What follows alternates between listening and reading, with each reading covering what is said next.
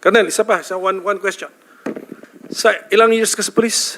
28, Your Honor, Mr. Grabe Chair. yung mga operations mo, high profile, di ba? Yes. Mr. Chair. Paruhinog, ikaw?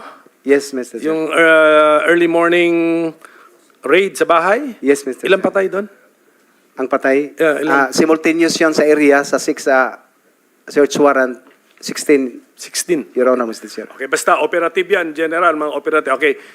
Sa entire 28 career mo, 28 years career mo sa police, ikaw ba'y nakatanggap ng instruction, whether in writing or sa pananalita, na ginamit ang word na neutralization bilang code na patayin mo?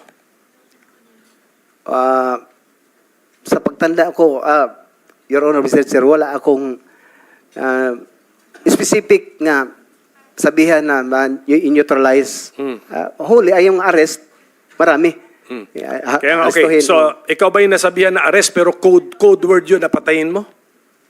Hindi, Hindi. Mr. Chair. Ikaw ba'y nagamitan ng ibang word na code word sa napatayin mo?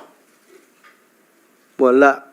May isa, Your Honor, Mr. Chair, yung trabahoin. Okay. Patrabaho yung ganon. Pero Anong basa mo nun? Anong intindi mo dun sa trabahuin mo? the result din, Mr. Chair, hulihin, yun lang talaga palagi ang... Pero anong ending ng specific na trinabaho mo? Napatay o nahuli? Nahuli. Nahuli yun, Nahuli? Mr. Chair. Nahuli. Maalala mo pa pangalan? Sino yung subject matter nung trabahuin mo na nahuli? Ang ending ay nahuli din? Mayor ng Gandara, Samar, Mr. Chair, with the person of Mayor Cabuños, at saka may 4 niya na security na police na warranted.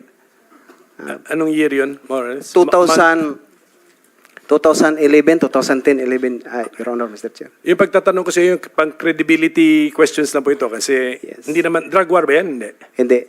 Yes. So, just to test yung credibility po. Apo. Seto ba to?